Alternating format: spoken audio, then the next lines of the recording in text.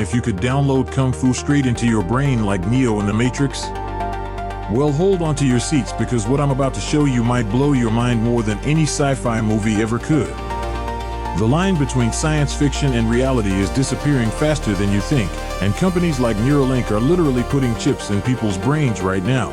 Picture this scenario from your favorite cyberpunk movie.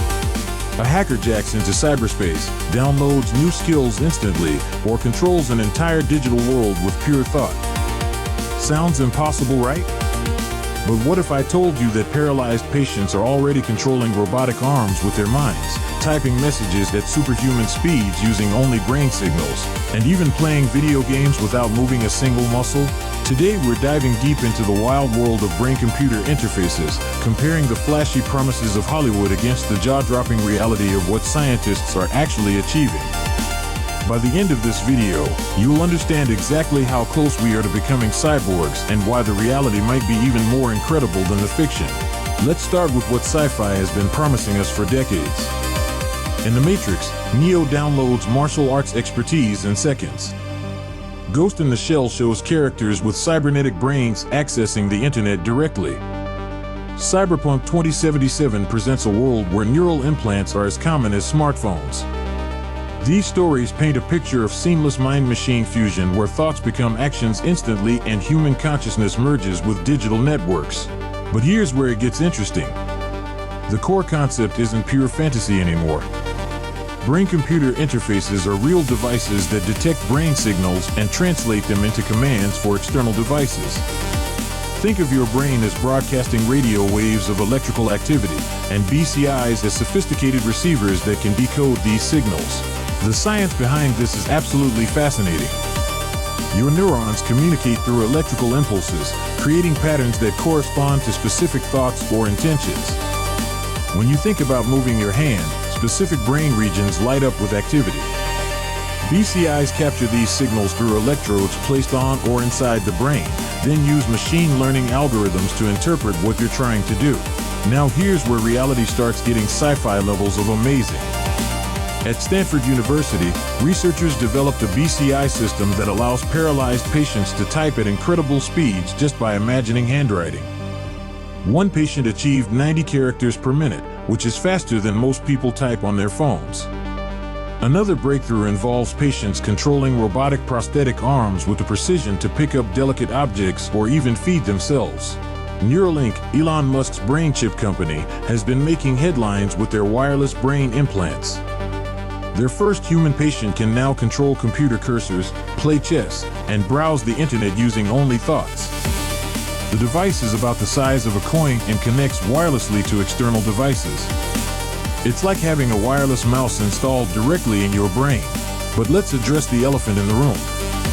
How does this reality compare to sci-fi expectations? The honest answer is we're simultaneously closer and farther than movies suggest. Closer because the basic technology works and real people are using it daily. Farther because the sci-fi versions skip over massive technical challenges that still exist. For instance, downloading skills like in The Matrix requires understanding how memories and knowledge are encoded in the brain, which remains largely mysterious. Current BCIs can detect intentions to move but can't yet read complex thoughts or memories. The brain has roughly 86 billion neurons with trillions of connections.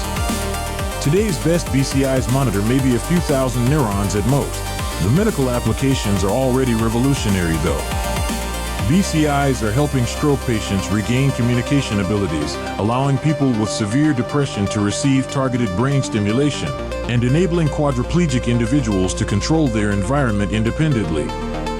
These aren't future possibilities, they're happening right now in hospitals and research centers worldwide. Looking ahead, the trajectory is genuinely mind-blowing. Researchers are developing BCIs that could restore vision to blind patients by bypassing damaged eyes and stimulating visual cortex directly. Others are working on memory enhancement systems that could help people with Alzheimer's disease. Some teams are even exploring bidirectional interfaces that don't just read brain signals but can write information back into the brain. The challenges ahead are significant but not insurmountable. Current BCIs require invasive surgery with electrodes placed directly on brain tissue. Making these devices truly wireless, long-lasting, and safe for everyday use requires solving complex engineering problems. There are also massive ethical questions about brain privacy, mental autonomy, and what it means to be human when our thoughts can interface directly with machines. Here's what's particularly exciting though. The technology is advancing exponentially. Processing power keeps increasing, machine learning algorithms keep improving, and our understanding of brain function keeps deepening. What seems impossible today might be routine in just a few years. The sci-fi vision of seamless human-computer integration isn't just possible, it's inevitable. We're living through the early stages of a transformation that will redefine what it means to be human. The question isn't whether we'll achieve sci-fi level BCIs, but how quickly we'll get there and how we'll adapt to a world where thinking and computing merge into something entirely new. So next time you watch The Matrix or play Cyberpunk, remember that the future they're depicting isn't pure fantasy.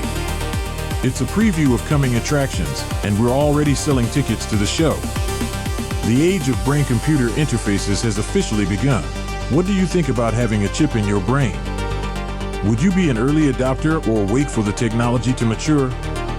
Let me know in the comments below, and don't forget to subscribe for more deep dives into emerging technologies that are reshaping our world.